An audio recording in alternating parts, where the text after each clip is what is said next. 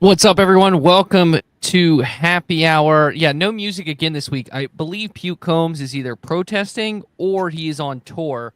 He has not got back to us over these last 3 weeks, so no song again. He's Because he's in the or he's snake lazy pit. or he's lazy. Oh yeah, he He's may be performing in the Snake Pit at Indianapolis. If you're going to the Indy 500 in 2 weeks, he could be there. Welcome to All Star Week. Michael Massie, Dalton Hopkins, Trey Lyle. Our guest this week is going to join us at any moment. He is unfortunately doing his daytime job. It's Gary Sexton at dirty underscore air 13 on Twitter. He's a content creator for the industry. He's supposed to join us. He's, I think, doing a project at a golf course, is my understanding. So we'll see when he joins us. Gentlemen, you two, Dalton, you were in Indianapolis this weekend. You have now swapped places with Michael Massie. You two will be cuddling with Brian Nolan next week in Indianapolis and Alex Gintz. As I was told, all four of you have to share one bed. But how was Indy this weekend? And Massey, you one day at Indy so far. How's it been for you? Well, I guess I'll go first. Yeah, first off, I just want to say that I'm going to call it right now. We're all going to have to fight over cuddling with Massey in that one bed when it comes to Indy 500 weekend. So he has the most warmth. So we'll all have to fight over that. But no, this past weekend was fantastic. I got to see the Indy Grand Prix, which is like the road course, which is the road course race that IndyCar does 2 weeks before the Indy 500. They've been doing that since 2014, I think. So it's really cool because it kind of reminds me of what the Clash used to be, in that they used to have like this kind of lesser race at least 1 or 2 weeks before the biggest like race on the calendar, and it was almost like a little appetizer as to like what you can kind of get excited for at that track later on that month. So it's really cool. It was my first time ever going to Indianapolis, and it is such a fantastic facility. I got to see the museum. I'm sure Massey will get his chance to go there here really soon if he hasn't already. So, and I was there with Alex Gintz, like you said, and Christopher DeHardy, who are open wheel guys. Christopher is just a wealth of knowledge. There's probably about 80 He cars. goes the hardest in the paint when it comes to IndyCar.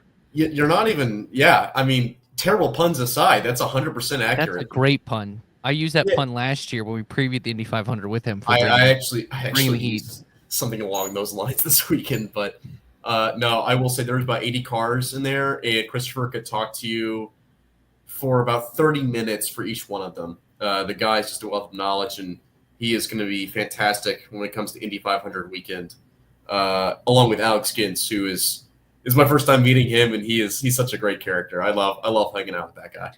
I'll just never forget Alex Gantz, and I know we're not even getting to our first topic yet, but speaking of Alex Gantz, shout out to him.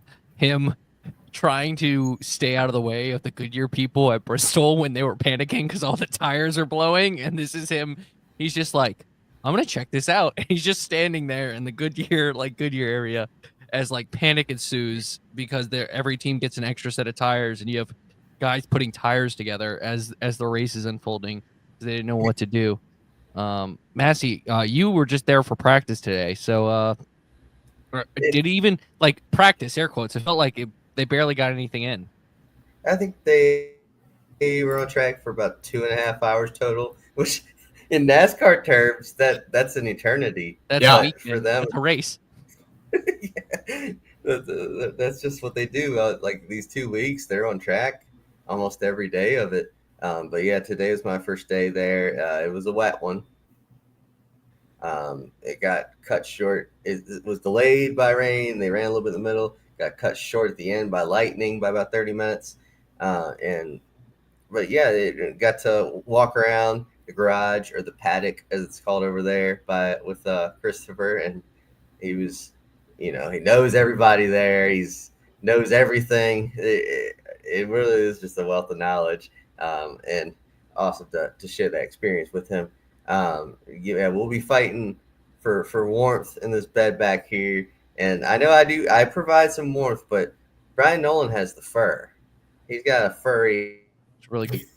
body there, and then he also lets out a lot of gas, so they'll help keep you warm as well. And Alex, I'll add one more thing to Alex, and we sent our IndyCar guy to one NASCAR race last year, And it one was NASCAR race, and Ryan Blaney told him, "Stop asking me about Ross Chastain."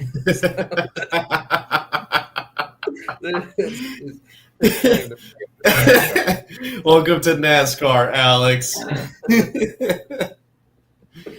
so shout out to Alex. All right. By the way, as always, you can guess the race that is coming on my screen. You can guess. It's a pretty obvious one with the All-Star race coming this weekend. Massie and Dalton cannot guess because they helped me pick it out this week. But in the comments section, in the front stretch garage, guess the race, and you might get a prize. You might. Keyword is might, meaning you won't. But let's, as always, sit back, relax, crack open that cold one. Unless you're driving, of course, or you're under the age of 21, because here at frontstretch.com, we preach responsibility. But let's get into it. All right, boys. We are not going to talk about the race at Kansas just to spoil, if anyone was interested in it. I think it was kind of a straightforward thing.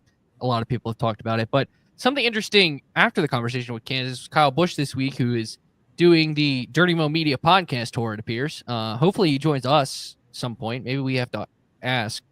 But we have not been acquired by Dirty Mo yet. Hey, maybe they think this is the Kevin Harvick podcast, and they buy us. Maybe they'll get confused.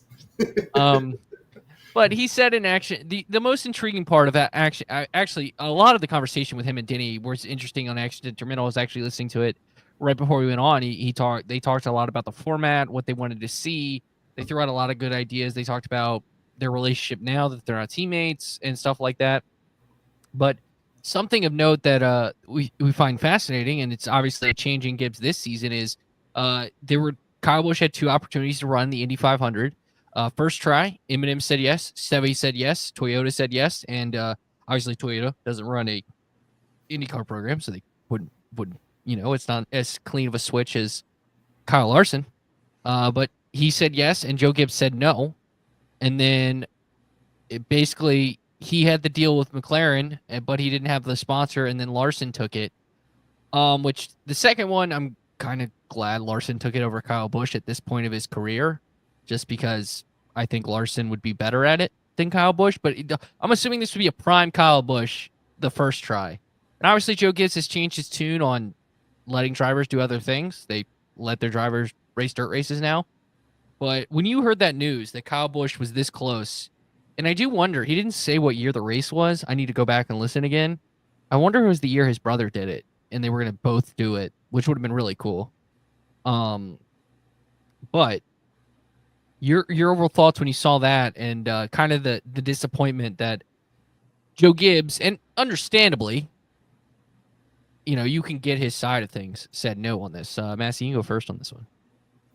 Yeah, so both of those things he kind of heard through the grapevine over the years that like Gibbs had. The second one I remember hearing about, and he probably has said it before. He said like Larson took my deal or something like that. Yeah, he said before Larson, like he's hinted at it before that he had opportunities that kind of people said no to, or Larson taking it. But it's the first time he's just outright said it. So it's good to have that on the record. It's just something we can actually point at as like, yeah, that's real. That actually happened, which is huge in our world of journalism and writing and talking on here and stuff. But it's disappointing that, arguably, like definitely, not even arguably, one of the best talents we've ever had in NASCAR hasn't had a shot to go over there and try his hand at the greatest race in the world. And, now, like if he got a chance now, I feel like he's a little past his prime. He's still really good. I'm sure that like the cars are holding him back some. But it really is disappointing that you couldn't get Kyle, because especially that, like the one with Gibbs, because right there, that sweet spot around 2015 to 2019, Kyle was so good, such a good driver. And if we could have seen him compete then, the other thing, like McLaren was putting in different drivers left and right in their third car last year, an Indy car. Yeah, but they would have had to have him approved by then. The other guys were approved. Well, Like I'm just way more saying, complicated. could have put him in that third car. IndyCar at least has some, rules to get into the race car, unlike I know. NASCAR. By the way, it the was rookie tax. 2014, which would have been a prime year for Mr. Kyle Busch. That's the year Kurt did it. Yeah, Yeah, I so don't in the even- same year. I don't even think he was 30 years old at that point. But yeah, it's disappointing to say for sure. I love Kyle that he'll just tell you straight up what happened, and it like him and Denny together. I could listen to a whole show of just like two old, like outspoken drivers like them. Yeah, it was a really every week. highly recommend it. I finish our podcast and listen to all our podcasts first, and then go to that one. But we are a top 10 NASCAR podcast. We're not as good as Denny's. Denny's is not even in the top 10. His wasn't on the top 10. Yes, it is. Wait, what? No, it's not. His was not on that list. So this might be old. It's Number like one. the biggest oversight. There's no way. Yeah. So, I mean, we're in Wow. Classic Races is not even a podcast. That's my favorite part of this list. It's just them Classic posting Races. old races. yeah, like what This is a qualifies side it? quest. I will say this. So I do wonder what year this would have been. The deal came together. Because if it was 2014, it was pre-leg injury. And so my question is, let's say it was 2016. You could understand Joe Gibbs, even though ironically he won the championship in 2015, coming off the broken leg. Joe Gibbs being like, no, I'm not putting you in another race car that's that risky after you got in a wreck and broke your legs. Even though he did all those Xfinity starts and truck starts, and it was a little complicated, but at least that would have been Gibbs / KBM equipment. Like, they have more control over that equipment than they do an IndyCar. And I wonder if this was post leg injury that Joe just didn't want to take that risk. And it's understandable. I mean, I get that.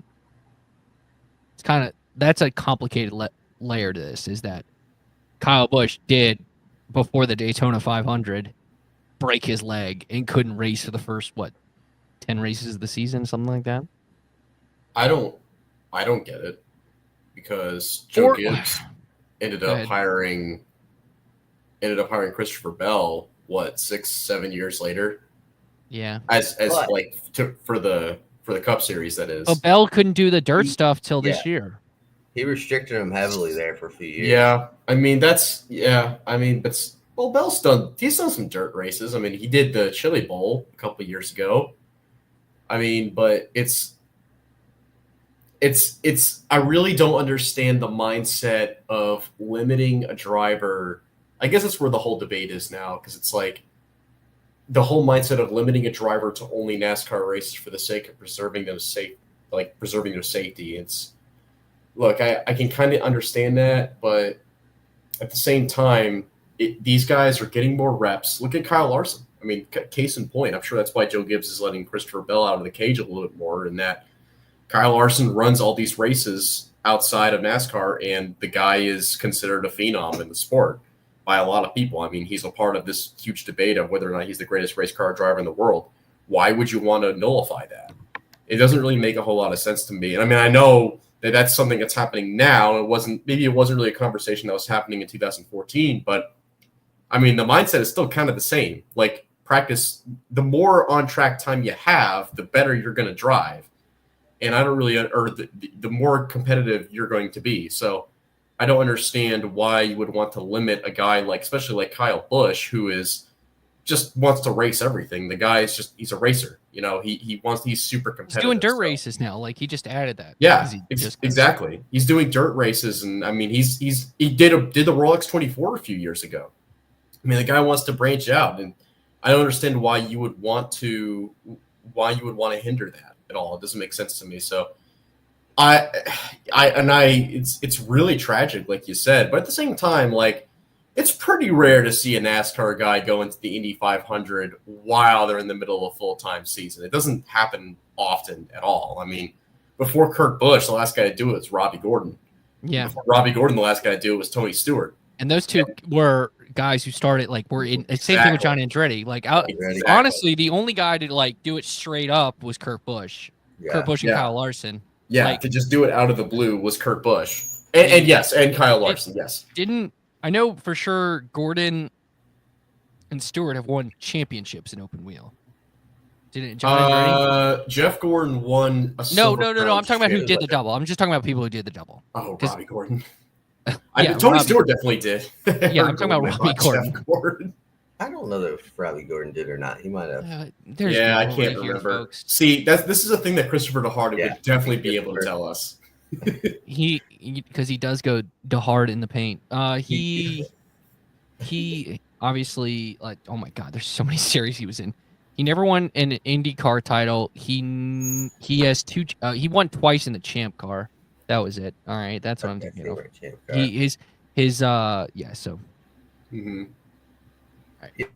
Yeah. But Tony, I know Tony won. Tony won his IndyCar title. Yeah, he won a championship. Mm-hmm. And the thing out there on is like there's two major factors. I think one is that Joe Gibbs comes from the football world, and that you don't see, Patrick Mahomes suiting up for the league called the UFL or whatever it's called now, or like play baseball. Like he was a really good baseball player. Like the only kind of crossover you've seen recently was like Russell Wilson would do spring training for the Yankees. Like the last guy to play two sports was was Deion Sanders, right? Like, and that's a good point. And it's taken some convincing for him over the years to let his guys do other things. Because I remember when I started watching, he had Tony Stewart and Bobby Labonte in the cars, and the deal was they weren't allowed to run in the Busch Series at that time because he didn't want them getting hurt, on a Saturday race. Yeah, and then I think he loosened up over time, started letting Tony, and then got Kyle Busch, let him do all those races, and then we saw when he got Bell, he wasn't letting Bell do the dirt races. I think he was letting Bell do dirt when he was in Xfinity, and then when he was in the 95 car. But I think it was when he got in the 20 is when he restricted him on dirt, and he's finally opened up. And the other factor, though, and I think this is more important, is the 2010s in IndyCar. Think about two major events that happened that decade. Yeah, Dan Weldon, Justin Wilson. Yep. Yeah. Like, you got to think coach is thinking that somewhere in his mind. Yeah, the IndyCar itself has gotten so much safer over the last 5 years. Like, same thing with the Cup car. Robert Wickens, too. Yeah. Yeah. So, I mean, and again, let's say this was 2016. Like, if this was 2016, Kyle Busch is coming off two broken legs. Mm-hmm. And luckily, you do need your legs, but he's not like a normal athlete. But like typically with athletes, you do something to one bone, it's more likely to get hurt again. Like, that's we're seeing this in the NBA with Jason Tatum. Like Jason Tatum unfortunately ruptured his Achilles in a very brutal way for the Boston Celtics, but he had a calf issue all season, and that led to one thing. Like that led to. I don't know necessarily led to it, but it there's a cause and effect to it, at least. That is a thing that, believe it or not, that is a thing that the military will look at if you're trying to get recruited. If you broke your leg, before you came to the recruitment office, if you broken your leg in your past or medical history, they might not allow you to join because of that, because they don't want you to injure yourself even further. Yeah. So it sucks, and at the end of the day, I wish Kyle Busch got to do it, especially in his prime. Like, if it was 2014 and it was him and his brother, like, that would have been sick. It'd been sick. It'd been one of the coolest things ever. If was this the one that M&M's was supposedly was going to? Yes. That would have been such a cool looking car. I honestly, no offense, Kyle Busch. No offense, Kyle Busch. If McLaren Racing came to me and said, "Hey, we have either Kyle Busch, like, and this was what, last year? Hey, we have Kyle Busch or Kyle Larson to go into our race car for the Indianapolis 500. Again, keyword last year. It's a different debate if I can get prime Kyle Busch versus prime Kyle Larson. Yeah. I'm picking Kyle Larson last year. I don't blame them for picking Kyle Larson. And also, Rick Hendrick is footing the bill. Like, shout out to like. That's the other thing is the Kyle didn't have a sponsor, right? Yeah, if good old Richard could foot the bill and they just throw Bass Pro on there for some reason, I maybe that gets done, but unfortunately, it just didn't. It didn't work out. All right, we gonna move to our next topic now, and we're gonna hand it over to Dalton Hopkins, exceptional writer, exceptional person. This weekend, he didn't just cover the Indy GP. A lot of credit there. He decided to, you know what, I'm going to dabble and write NASCAR as well because I'm the GOAT. So, Dalton, Mr. Teardown shout-out, Dalton Hopkins. Jordan Bianchi calls a good guy.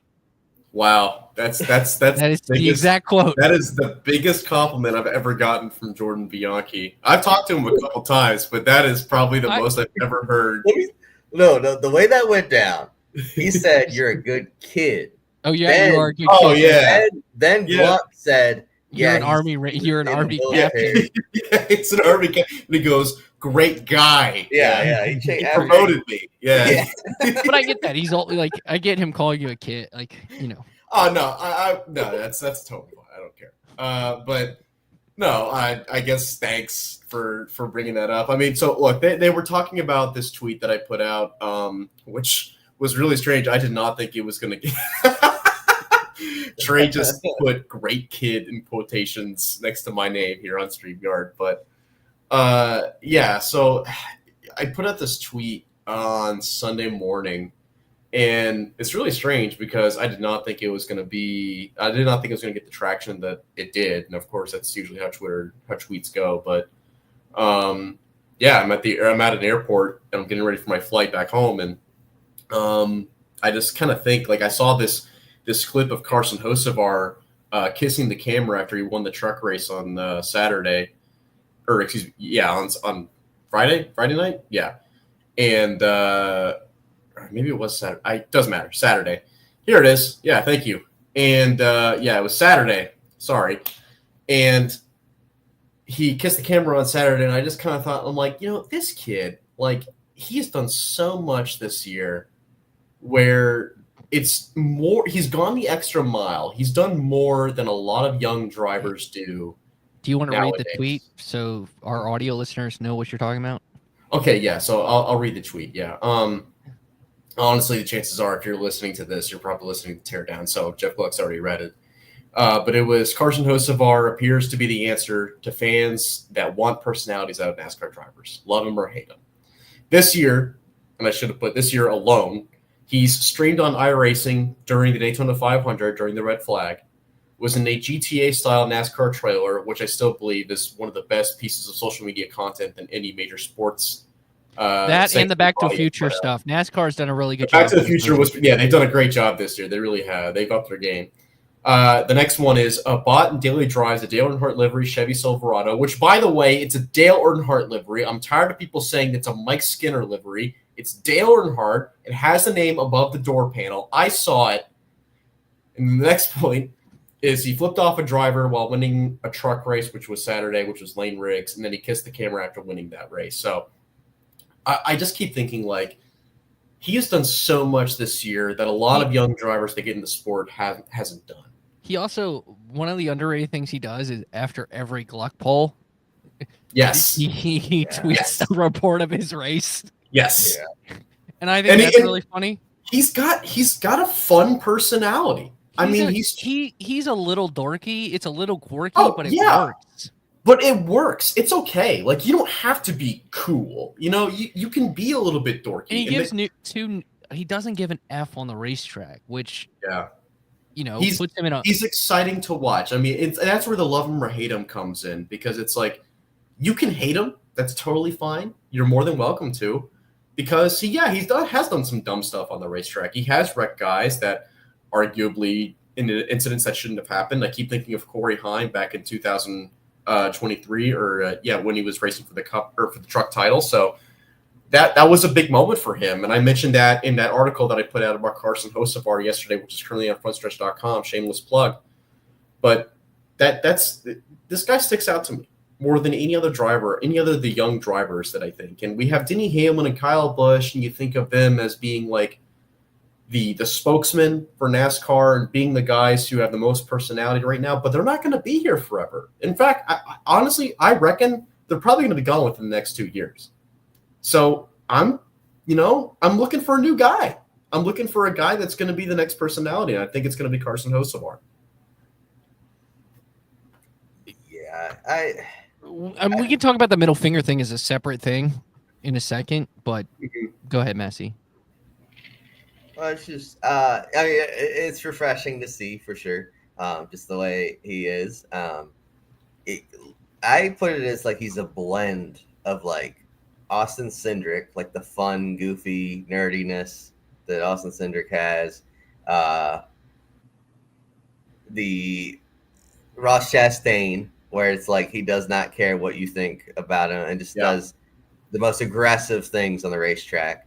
And Joey Logano, where it's like he puts the helmet on, it's a different person. Outside the car, he's a really nice guy, a cool guy, but he puts the helmet on.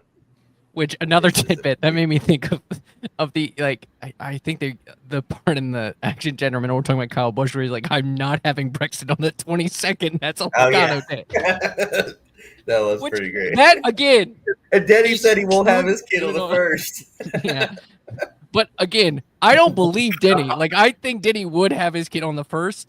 I 100% know that Kyle Busch was going to do everything in his power to not have his kid on the He's going to look at Samantha. He's going to look at Samantha and just say, hold it in.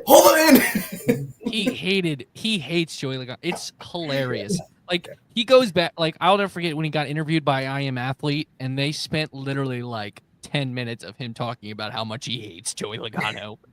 He feel that way with Brad. I remember him saying like, used to be. He said, sometimes you just don't like a guy. That was his direct quote. But like all that stuff, like that, it's like a perfect blend of all those guys, which makes a really fun, exciting, talented race car driver. Here's the thing, though. The fans are going to hate him. You know why? Because despite all the talk, they love vanilla drivers. I'm calling you out, fans. Who's the most popular driver right now? Have you ever seen any personality from him? Oh, he gets mad sometimes. Oh. Okay. I showed more personality just now than Chase Elliott has his entire life.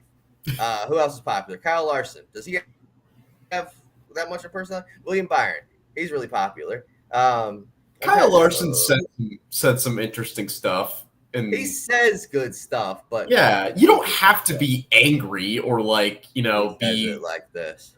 Well, yeah. This race sucked. Yeah. That's how he would say it. But yeah. So you think that's how he is after he wins the Indy 500? Just goes, I really love it for my guys. This is a great car they gave me, and happy100cars.com, and ready for the next one. Larson shows it. Larson is you can't put Larson that she's because Larson is very blunt a lot of times where he's just like you can't you can't Kyle Larson is definitely shows personality. Like it's very blunt and very dry, but it's not on the same planet as Hocevar. But I also think Larson's just different. Here's the delicate line. Like I'd rather you be who you are all the time. And if to me, Chase Elliott's just a reserved dude. I mean, Bill was a reserved dude. Like, it's fair. That's what they're going to be. I get we want these things, and that's great, and it's awesome. But they're not going to be who they are. That's why you need to do these full speeds and these other things, because they're going to be themselves around the media, especially a guy like Chase Elliott, who's been around a camera his entire life, essentially, because of his dad. He is not going to do what you want. And it's like, asking someone to be who they aren't. It's the people that, oh, we see this, and then they choose to not be that I get more frustrated with. Like, Chase Elliott has never been that type of person. He's never been. And at least he's himself. Whereas we know drivers that have changed over time. Mm-hmm. For whatever Kevin reason. Harvick. Sorry, I had a little. I was going to say maybe I my don't think fear with Kevin Carson Harvick- Hocevar. I was going to say, changed it all. yeah, I was No, going to say a Harvick guy was who on may or may not be the quote unquote mentor to Carson Hocevar, but that was my opinion. Yeah, that's funny. Oh, Ross Yeah. Chastain. Yeah, I'm not trying to hear say names, great kid. Well, Dale Jr. straight up told Carl Edwards he thought he was fake. Yeah.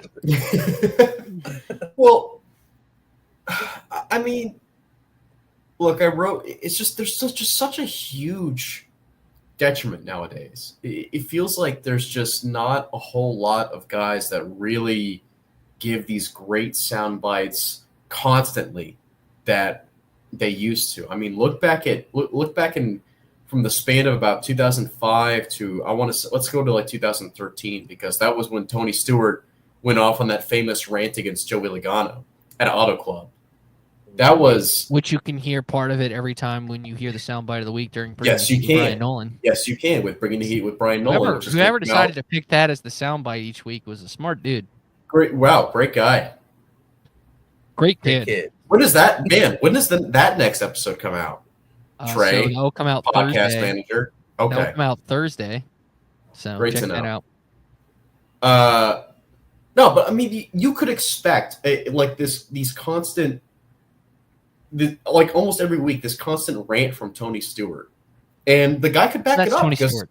But that's what I'm saying. That's Tony Stewart. Like he had this great personality, and the guy could back it up because he would win championships. He'd win a bunch of races. I keep thinking. I think Massie, you and I joked like recently about how in 2000, I think it was 2002, Ward Burton was saying that he wanted to put a shotgun through the windshield of Dale Earnhardt Jr. On the The air, most yeah. popular driver in NASCAR Jesus. He was threatening to kill him, and everyone loved it. Yes. In 2021, Kevin Harvick said that he wanted to rip somebody's freaking head off.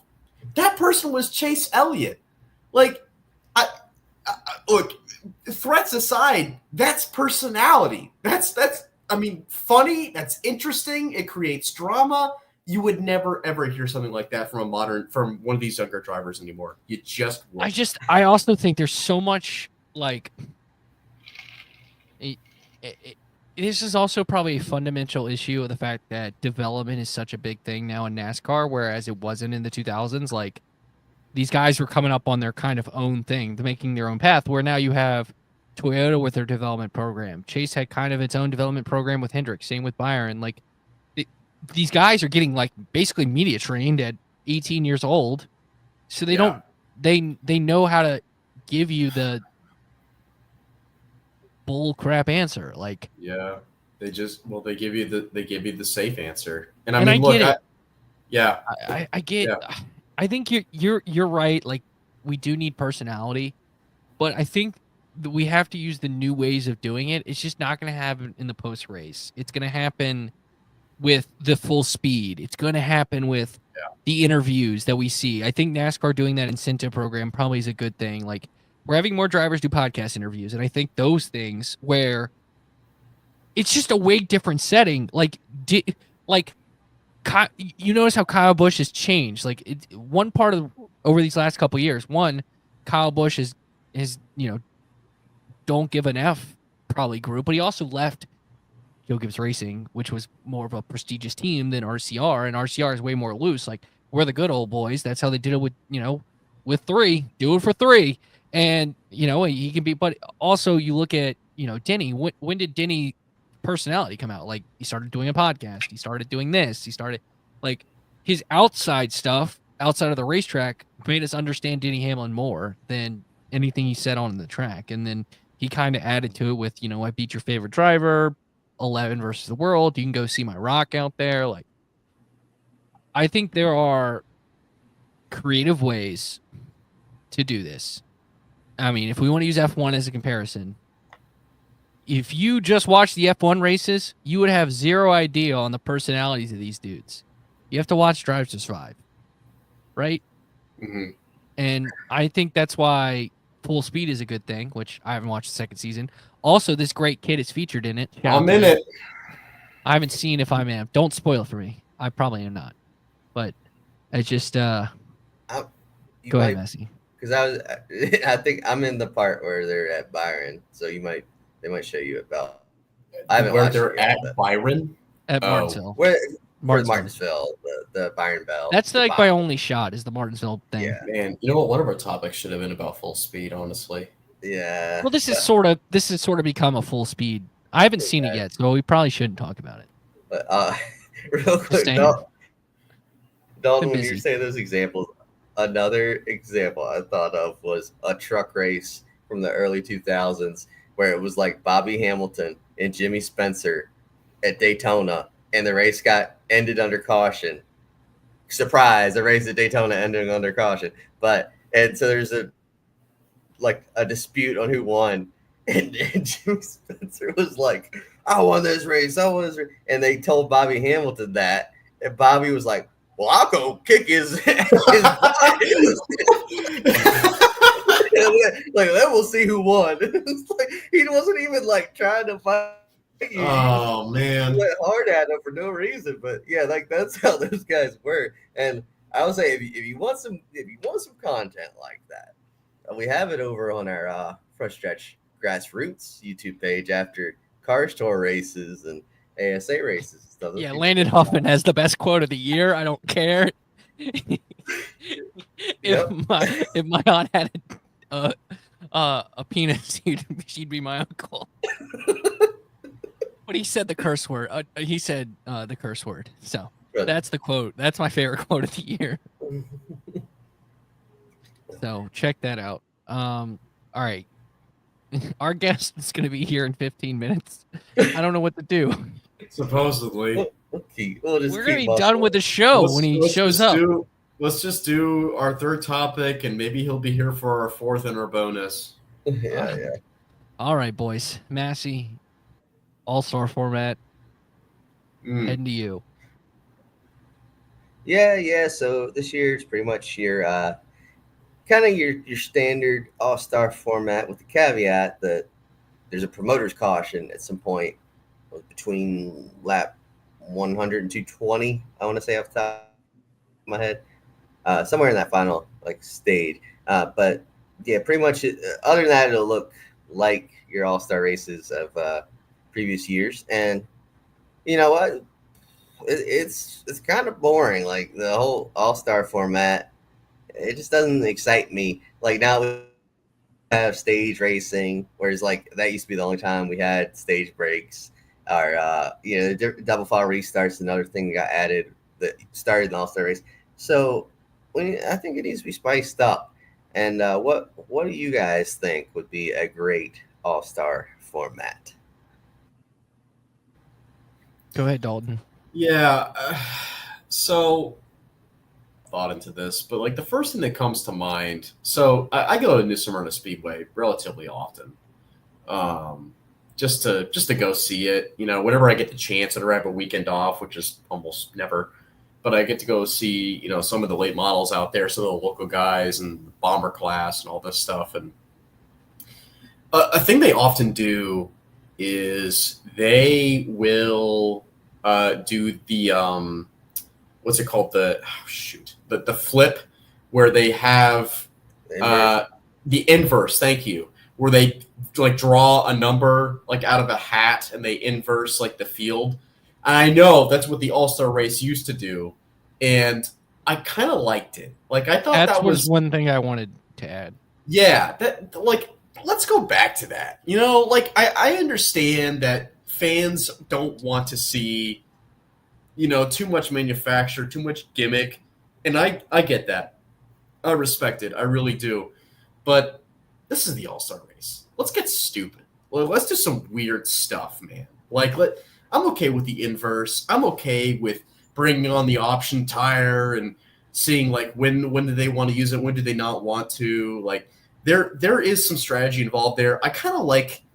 I also kind of like the idea of maybe even like eliminating a driver like every 2 minutes or something. F1 did that with a qualifying that was featured in like a NASCAR video game. Like I think it was 2011. I can't remember, but like Yes, limiting. it was. I remember what you're talking about. Yeah, you know what I'm talking about. I think it was called the Gauntlet or whatever. But they eliminated a driver like every 2 minutes or something. Like Or if you got lapped. Or if you got lapped, you got automatically eliminated. Yeah, just like eliminated driver every 2 minutes or something. Like do something like weird. Do something crazy.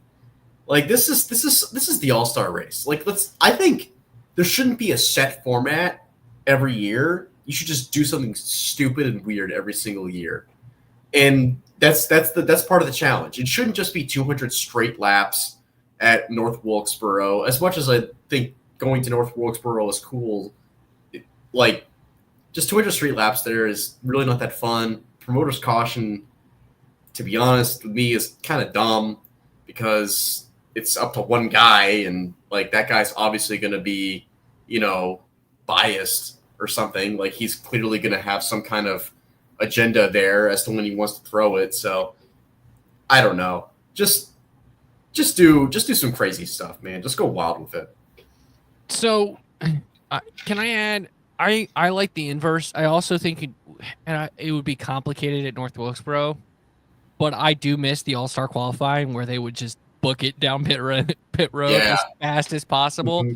And I like they added the pit stop competition. What they did to do, what is it, pit selection, right? That's to get pit selection. They need to put it back in a stadium like they used to have it. Yeah, I mean, I'm okay with it doing it at the track just to keep fans there. Like it's just but that would be cool too. I just don't think they would afford, like teams would want to spend the extra money to take their car there, whereas they could just do it at the track is another way to whatever. But my point being, like, go back to the qualifying the way it was, where you had to run and it's probably better at Charlotte than it is at North Wilkesboro, but like you had to, there's that infamous video, I think it's Larson, where he like nearly spins out and then like books it down and then still overshoots his pit. Or no, there might have been Ryan Newman who missed it. Whatever. Still, it was always cool. I think another thing is I would have done the option in prime tire here, and just give you two options, but basically say, like, if it's a 200 lap race, it's like one set of each. Like it's literally the bare minimum, if possible. So like theoretically, you could only go 50 miles on the option and 120 whatever on the. Whatever math is mathing. All right. But it's like bare minimum on tires. So you create that differential. And then two, instead of a promoter's caution, and Kyle Busch brought this up, stealing it from him, a floating yellow, where it's after, and SRX did it too, it's after X amount of green flag laps, you throw the caution. Like, I'm okay with that, because you do need, like, I'm okay with the idea of multiple resets in the All-Star race. But that's kind of where I stick. I think 200 laps, one set of each tire. If it's unsafe, then two sets of each tire. But basically, my point being the bare minimum. Maybe it's two prime, one option, and you have to, and you get free reign of when to use it. It's not like, and then there's no stages, but there is a 75 lap, like, floating caution. So if it's 75 laps green, you throw the caution, they can pit, etc., etc. But that's where I'm sitting at. Yeah, you guys bring up a lot of good stuff. Like, certainly stuff I thought of as well. Like the inverse was fun. Like when they did the random inverse where you don't know what spot it's going to be. I thought that was I like that when they used to do that. And the elimination, they used to do that as well. That, like, bringing that back could be fun as well. Something else I was thinking, like, they used to do the 10-lap shootout at the end. What if, like, North Wilkesboro, 10 laps is too short. Maybe like a 25-lap shootout or something like that at the end. But you mentioned the option in the hard tires. What if you're outside top 10, you can come put on the option tires Just to see if like or maybe that's when you do the inverse or something. Like something to just to see if like the 11th place guy can make this Hail Mary run. And something else I was thinking of, a random black flag like every 10 laps or something. Like So the elimination idea. Running, yeah, kind of like the elimination thing, but you can get back into it if there's a caution, where it's like just a random position gets black flagged every 10 laps or something like that. So it could be the leader, could be 13th place, or could be anything. But yeah, I think North Wilkesboro right now, like, it suffers from the whole field not being on it. I think it would be a better race if you had 36 cars as opposed to 23. But like that keeps it from being an actual all-star event. But it's also not an all-star event because you got away from just winners being in there. Well, it's just winners and playoff guys, right? No, I think it's just winners, and then if you win the all-star race, you're in. It used to be where if you won in the 10 years, you were eligible. I think. Well, we can look at the open field and know for sure. The open, who's in the open? That would actually make it. What if we? I'm just taking on the spot at this point. What if we just combine the open and the all-star race? The open guys were out there with them for the first stage, and they get eliminated. Finish it best, got to continue. Who made the playoffs last year and didn't win a race? Oh man. Truex, he's not in. Yeah. Truex, yeah. But he's not in. But he's not. He wouldn't be. No. Well, I mean, he should be. Well, he's won an all-star race, right? Truex? Probably. I don't know. Now I got to Google more. Well, like Harrison Burton's doing it for Rick Ware because he won a race. We're just stole. Yeah, at this point, man, I feel like. All right, so he did. So Larson won a race, Byron won a race, Bell won. Oh, this is this year. Wow, no, Martin Truex never won an All-Star race. Okay, so he wouldn't have made it. All right. Logano obviously won. Blaney won a race. Byron won a race. Reddick won a race. Bell won a race. Larson won a race. Elliott won a race. Hamlin won a race. Bowman won a race. Truex won a race. Cindric won a race. Suarez won a race. Brad won a race. Briscoe won a race. The only one that didn't was Ty Gibbs, and Ty Gibbs is in the open. Because remember? Yeah, Ty Gibbs. The only two were Truex and Ty Gibbs, and Truex obviously isn't. Okay, so playoffs doesn't. Yeah, it's just winners. Good. That's how it should be. So, okay. I'll get off my soapbox for that argument. So just to look at, because now I'm trying to remember. Oh yeah, Buescher won a race. Oh yeah, because SVG did not win last year.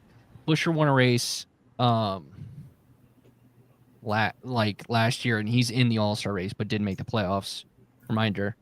Did Ross won Phoenix? No. That was 2 years ago. He won Phoenix. Ross won in the playoffs last year. He did. So he's eligible. He won Not Nashville. Kansas. That was it. All right. Kansas. He won Fall, Kansas. Kyle Busch obviously won an All-Star race, so he's in. Right. Stenhouse won Talladega last fall. Yeah. Yep. So, because I'm trying to think of guys who are not on this open, and then McDowell is okay. Here we go. Yep. All right. We figured that out on the fly. I don't. Sorry. All right. So we're apparently he's here. Maybe not. Okay. All right. We're working on it. Maybe he's not here. All right then. Well, glad we figured it out. All right. So, All-Star race this year is just winners and people who've won the All-Star race. Pretty simple. That's why Kyle Busch is locked in. Mm-hmm. right? Yeah. I think Kyle Busch would be the only one that didn't win last year that's locked in the All-Star race. Suarez won, Bowman won. Yeah, I think that's it. Interesting. That's interesting. So that means there's 19, yeah, because there's 19 different winners. Well, since last All-Star race, there's been 19 different winners because Barry won this year. Yeah. So, and good for Harrison Burton getting another, I'm glad he got to do the All-Star because remember SVG didn't do it last year, right? He didn't do the All-Star. No, he did not. Is somebody putting Harrison Burton in it? Yeah, Rick Ware is putting the 50 in the 51. Oh, nice. Mm-hmm. Good. Doing it for Rick Ware. So, which makes, I mean, if I'm Rick Ware, that's what I would do. Mm-hmm. So, but you're gonna pull your primary driver out like that? Yeah. So, all right. Well, let's move to our final topic because we're running out of time. So the Cars Tour is going to be on the late model stock race. The second one is oh, there he is. Hey, Gary. Woo! Oh my goodness. Man. Oh, my shirt's still wet from the rain. It's weird. Sorry about that, guys. Well, it's just all right. Well, we're gonna restart the entire podcast now. It just brings up a point that we'll have to have you on again. But let's ask him his. You can blame it on format. Who I think last week's guest was. You can blame it on him. That's who I will blame. Oh. Yes, Colin Ferns, and we'll blame it on that. Oh yeah, there you go. He wouldn't let me leave. So I mean, yeah. It's revenge for Massie wrecking him all those times on iRacing, which may or may not have happened. I don't know if Massie ever wrecked anybody. Lies. I've been told. Cleanest guys there. But Gary and Colin used to get into it, the chat all the time, and now they're hanging out all the time. Well, the funny part is we were hanging out while we would get into it, so it was. I wouldn't say it was a show, but I guess that's the relationship him and I have. Not afraid to tell him. So Gary, we're talking about ideal all-star race formats. We've kind of thrown out some ideas of an inverse, of bringing back the two different tires, floating cautions. Any ideas for an ideal all-star race format? All-star race. Yeah, I would say I've always had the idea that it'd be cool to and I feel weird saying this because they had just mentioned this on Denny Hamlin's podcast of like eliminating the field every so often, just like let everybody start it and just start every 5 laps, just chipping away 2 cars off the end of the field. That way you're constantly having people, fight for position to try and not, be eliminated from the race. I think that could get chaotic in the broadcast. I know a lot of people really enjoyed when it was like the segments that it was like when it, back when, however it was for so long through the 90s and 2000s where, you kind of have like a longer segment to start and then kind of trim it down to a final segment. I always thought that was pretty cool. I like the idea of the option tires. If they worked better, I felt like last year it was kind of, they didn't really work the way they had intended to the first time, like the first go at it with the option tire. I think that could be a cooler, no pun intended, could be a cooler option if you get those tires working a little bit better, having them be a little more effective. I'll be real honest, I don't really understand this year's format at all with the manufacturer thing and the promoter's caution and stuff like that. I think it's, I think we're getting into the weeds a little bit with it. But yeah, I've the All-Star race it has always been a weird race for me in terms of my interest in it. I used to be really interested in it, then I kind of lost interest in it, and I think I personally want to see Wilkesboro as a points paying race, so I'd like to see similar to what they're looks like they're going to do with the championship race. I'd like to see them move the All-Star race around a little bit. I know kind of its thing is to keep it, local to the area around 600 weekend. But, I thought it was outside of the weird lights. I thought it was cool when it was at Bristol. Even, at Texas was interesting. I kind of like that trend of moving it around. I think there's a lot of racetracks that, given a weird format, could produce some interesting racing. So that roundabout way, I personally I think if my ideal format would be to just move it around tracks, just to. Yeah. And you wonder that the idea being that a SMI track will get the championship race, presumably Charlotte or Las Vegas. Yeah.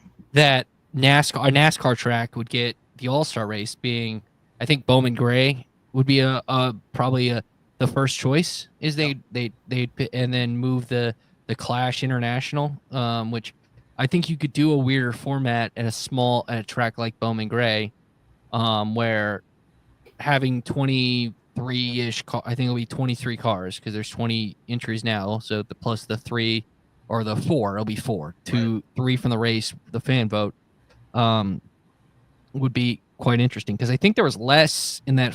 How many were in the Clash at that final? Like 20. It was like 20, right? It was 20, 21, 22. Yeah, it No, it was less than that. So you add 3 more cars. That makes it make it even more interesting. Massie, I know you have one more thing. Oh yeah, and I agree with you. Like moving around to like tiny tracks. I think you move around to like some of the short tracks if you're gonna have lesser cars in it. I think it would work to have it at Hickory, South Boston, like some of these tracks out here. Yeah. But I'll add on as well, like your elimination thing. It hit me like we were talking about before, but then it hit me that like you can knock a guy out the way and he gets eliminated, but he's not off the track yet. Yeah. And then he just roughs you up, back. takes you with Yeah. him.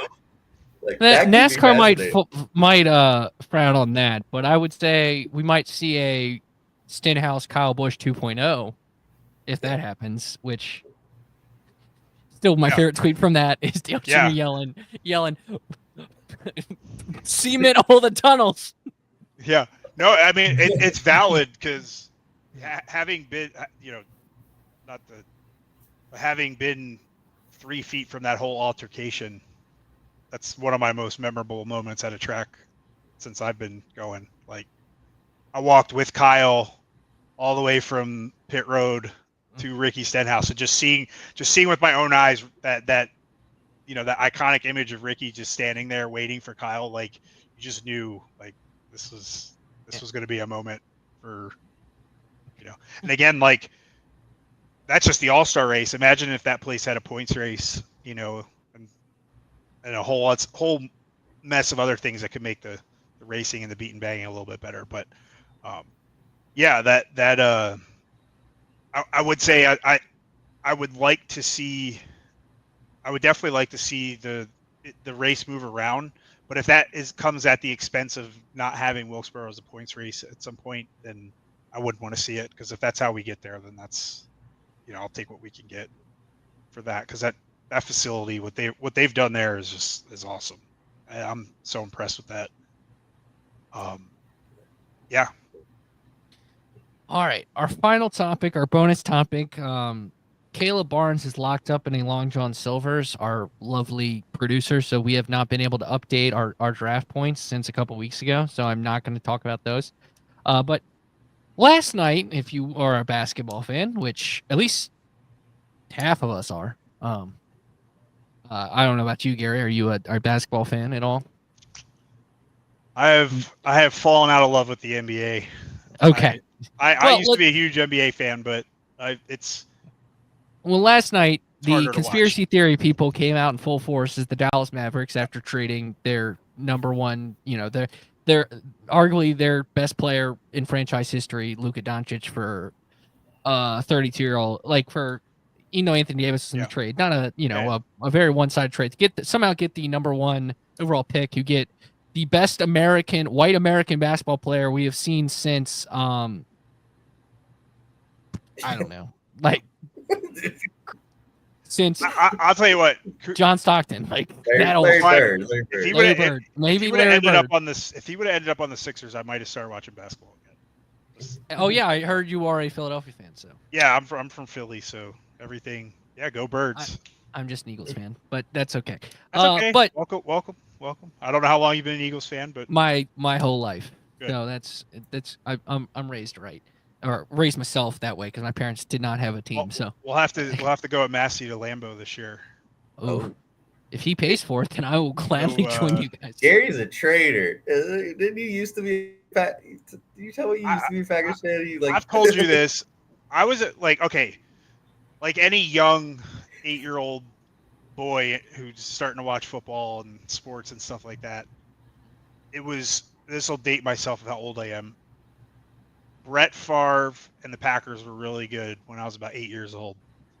They played in the Super Bowl, I think, against the Patriots. Massie might know when they. That's like my first like real vivid memory of like enjoying football. So naturally, I was like, oh, I'll like this team, and then that lasted all but like 6 months before my dad was like, no, we're from Philadelphia. You like the Eagles, and that's who you're gonna like, and that's kind of Smart. went from there. So brainwashing kids. Yeah, smart. All right. So it got me thinking because a lot of I mean, I may or may not have said on my radio show today my conspiracy meter was at a 10 after the Dallas Mavericks just fall into luck of getting the number 1 pick and getting Cooper Flagg. What is your favorite NASCAR conspiracy theory? Because I feel like there's some good ones out there. Do you want one that I've made up, or do you want one that'll get me in trouble, ahead. or do you want one? Ahead. We do. That's why you're here. We can't say half the ones we've talked about. Yeah, we can't say the ones that we've talked about. Off the We podcast. can or can't, because that's the best one. Whatever you want to say. You were at. As long as you don't curse, we do not care what you're free reign. Go for it. All right, I'm gonna preface it with I don't actually believe this. Wink, wink. But it Those would are be, the best ones. But it's beginning to. I'm beginning to wonder. No, I'm just kidding. I have a theory that Richard Petty. You guys might know where I'm going with this. I don't know if I should. Is this the Wilt 100-point game kind of thing? Maybe. I think that I don't think this, but it's interesting to think. But Richard Petty looks younger and younger every year, and I'm beginning to wonder if it's even him.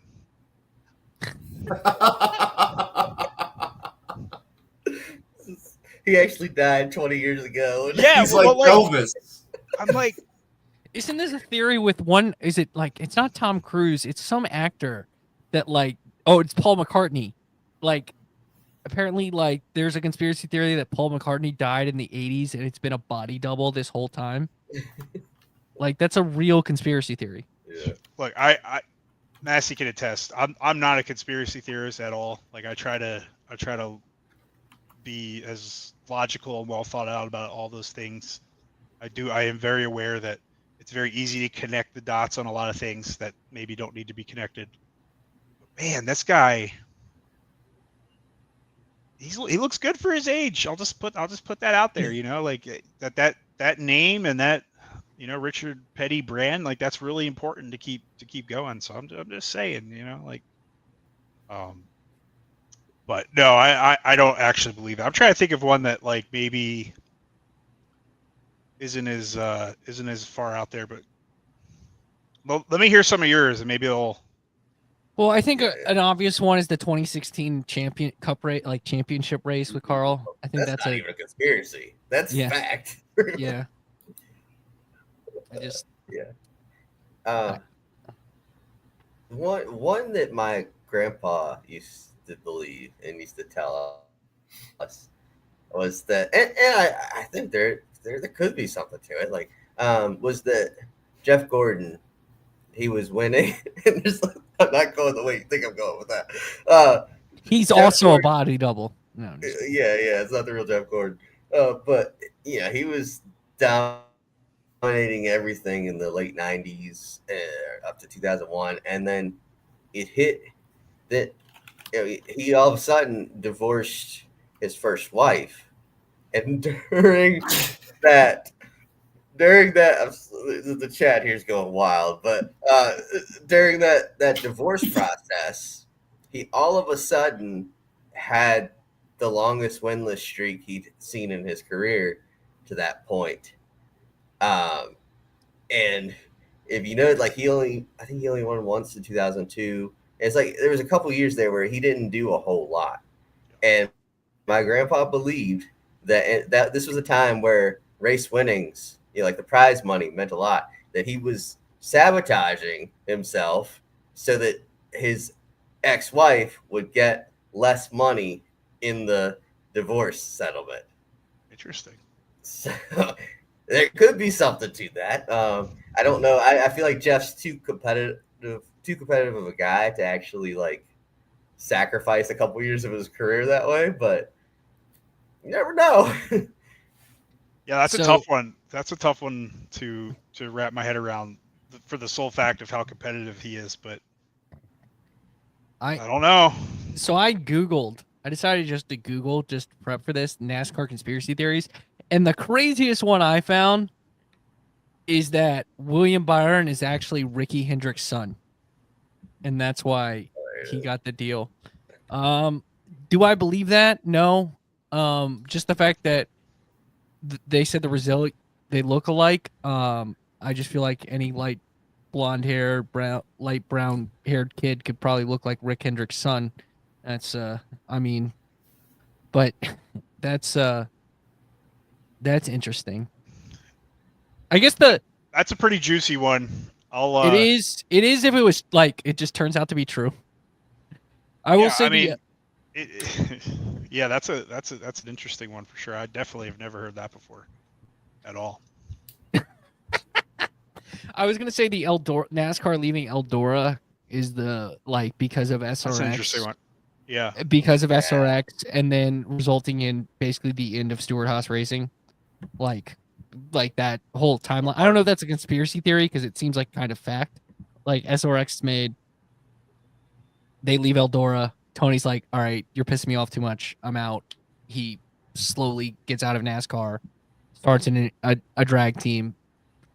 End of Stewart-Haas racing. Boom. Yeah. I was gonna say Noah commented that Gordon won 3 times in 2002. But if you look at it, he went from September of 2001 to August of 2002 without winning. It's almost a full year there. And then he won 3 times at the end of the year. So, like, at that time, a year without Jeff Gordon winning was pretty crazy. Yeah, I remember that. He definitely fell off pretty hard during those years. Very interesting.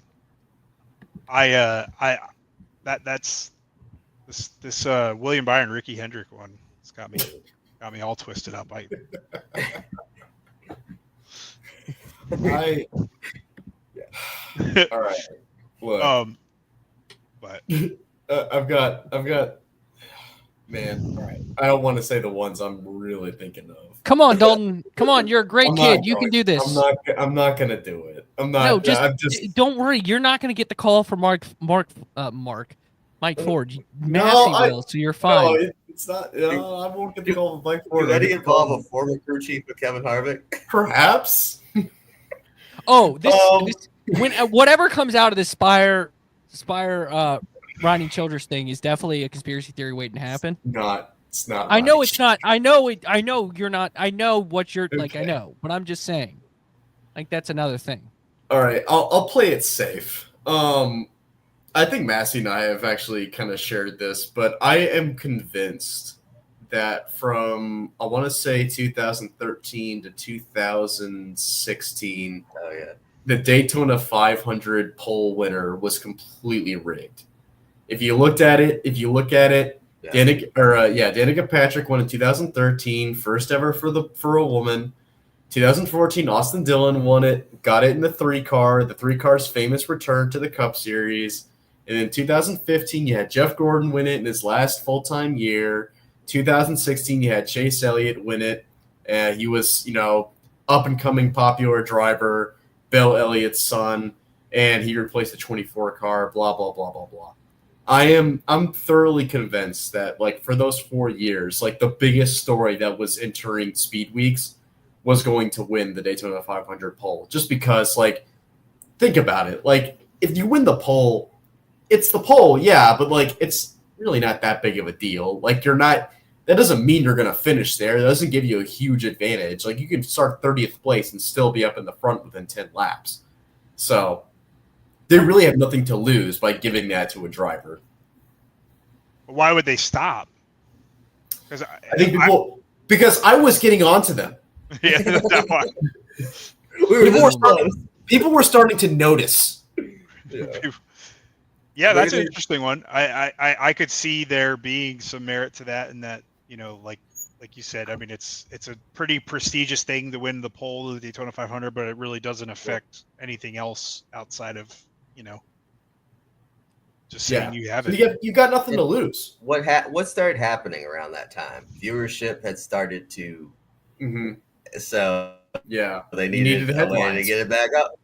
Yeah, you needed headlines. And I think if that was, I kind of agree. I think if that was really honestly true, they definitely would have made Dale Jr. the pole winner in 2017. But they made Alex Bowman the pole winner the year after, so maybe there's some truth there. I don't know. But how many did Bowman win? Because didn't they? Bowman was in the front row for was it 6 in a row or something? 6 in a row? Yeah, 5 or 6 in a row. That's crazy. Yeah. Yeah, I don't know. I would I'd be more into that theory if more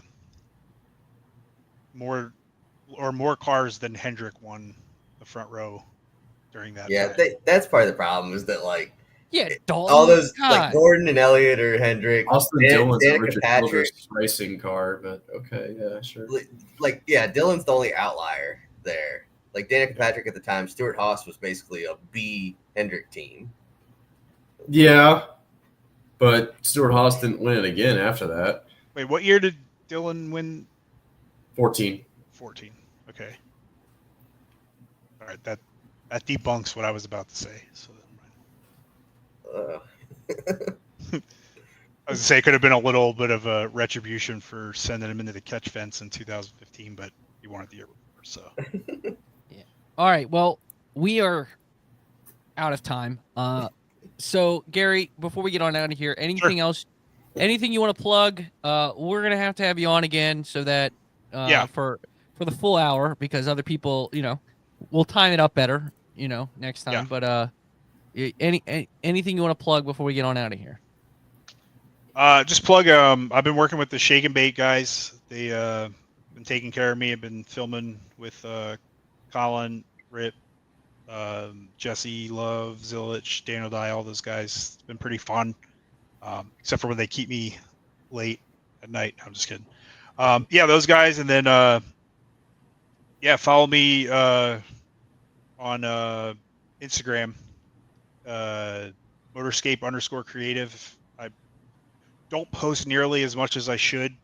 I need to find more time to do that, but I shoot videos for drivers during the weekend. Not every weekend, but when I can or when I'm hired to. I shoot for Michael McDowell and Daniel Dye occasionally, and trying to build more clientele there. So I get out to the track more, do more work there, but we do a lot of social media stuff for them. And I'm pretty proud of what I do. It's a lot of fun. And if you ever see me at the track, I'm Red Vest 375. So come say hi. Hey, real quick. Yeah. At the end of that Texas race, how are you feeling watching McDowell come that close? Yeah, it's both deflating and encouraging all at the same time. Michael's he's gonna go for a win if he has an opportunity to, and he's not afraid to wreck himself. doing it. I mean, in the past 2 years, he's had a few moments where, things have happened. Yeah, it's encouraging. It's seeing the speed that they're having over there, in lieu of whatever other stuff might be going on. Like I personally was, I don't want to say concerned, but interested to see how that transition from front row to Spire for Michael was going to go. They were at front row last year. It really seemed like they were starting to hit on all cylinders. And fortunately for Michael, a good portion of his team got to come with him to Spire. So I think that's helped, transition over there. Yeah, I'd like to see him finish out some of these races. I know, like, a lot of the weekends early in the season, and talking to him, like, they would unload fast, they'd qualify well, and then race morning, like at Phoenix race morning, they wake up and transaxle is leaking. They got to change like the whole rear end, and it's like then they got to start in the back, and then then it's the track position game. Yeah, it's encouraging. Hopefully we can get them to stop crashing in those situations, but obviously he had already lost the lead at that point, and when he threw that block down the backstretch,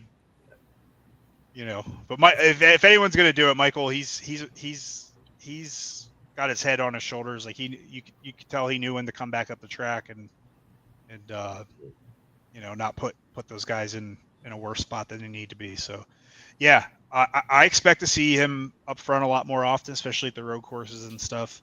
I want him to run more truck races now that he has that opportunity to. I know that he might not be the biggest fan of how they race down there, but like I'd like to see him get in there in a road course and a couple more super speedways if given the opportunity. That's something I'd like to see him do. So there you have it. All right, Massey's in Indy all week. So at @M_Massey22. Dalton will be in Indy next week. I'll be in Lynchburg, so at Trey Lyle VT. But that will do it for this. Enjoy the All-Star race. We'll be back next week for a fun episode, getting ready for the 600. Got a busy couple weeks for us. So thanks so much, Gary, for hopping in. We appreciate your time, and thanks so much, everybody, for listening to this episode of Happy Hour.